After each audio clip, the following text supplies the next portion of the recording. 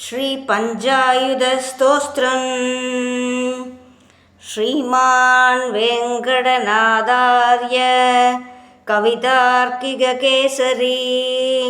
वेदान्ताचार्यवर्यो मे सन्निधत्तां सदा हृदि स्फुरत्सहस्रारसिगादितीव्रं सुदर्शनं भास्करकोटितुल्यं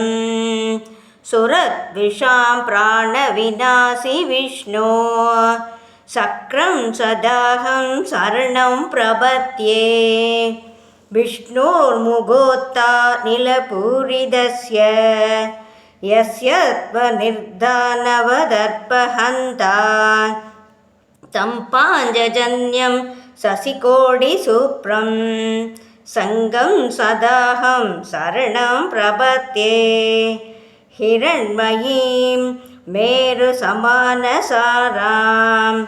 कौमोदकीं दैत्यकुलैकहन्त्रीं वैकुण्ठवामाक्रकराभिमृष्टां कदां सदाहं शरणं प्रपद्ये रक्षोऽसुराणां कठिनोग्रकण्ठच्छेद शरक्षोणितदिक्तदारं तं नन्दकं नाम हरे प्रदीप्तं खड्गं सदाहं शरणं प्रपद्ये यज्ञानिनादश्रवणासुराणां सेदांसि निर्मुक्तभयानि सत्यः भवन्ति दैत्या सनिपाणवर्षी सार्गं सदाहं शरणं प्रपद्ये इमं हरे पञ्चमहायुधानां स्तवं पठेद्योनु अदिनं प्रभाते समस्तदुःखानि भयानि सत्यः पापानि नश्यन्ति सुखानि सन्ति वने रणे शत्रुजलाग्निमध्ये यत्रुच्यावत्सु महाभयेषु